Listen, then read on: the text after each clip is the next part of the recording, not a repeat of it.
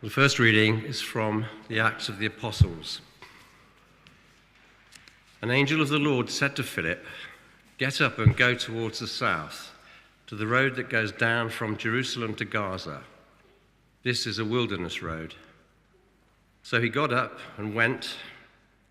Now there was an Ethiopian eunuch, a court official of the Candace, queen of the Ethiopians, in charge of her entire treasury. He had come to Jerusalem to worship and was returning home, seated in his chariot. He was reading the prophet Isaiah. Then the Spirit said to Philip, "Go over to this chariot and join it." So Philip ran up to it and heard him reading the prophet Isaiah. He asked, "Do you understand what you are reading?" He replied, "How can I unless someone guides me?" And he invited Philip to get in and sit beside him. Now the passage of the scripture that he was reading was this: "Like a sheep who was led to the slaughter, and like a lamb silent before its shearer, so he does not open his mouth. In his humiliation, justice was denied him.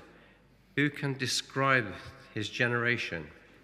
For his life is taken away from the earth." The eunuch asked Philip, "About whom, may I ask, does the prophet say this about him? Does the prophet say this about himself or about someone else?"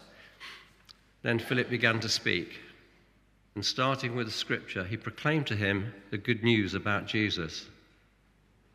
As they were going along the road, they came to some water, and the eunuch said, "Look, here is water. What is to prevent me from being baptized?" He commanded the chariot to stop, and both of them, Philip and the eunuch, went down into the water, and Philip baptized him. When they came up out of the water, the Spirit of the Lord snatched Philip away. The eunuch saw him no more and went on his way rejoicing. But Philip found himself at Azotus, and as he was passing through the region, he proclaimed the good news to all the towns until he came to Caesarea. This is the word of the Lord.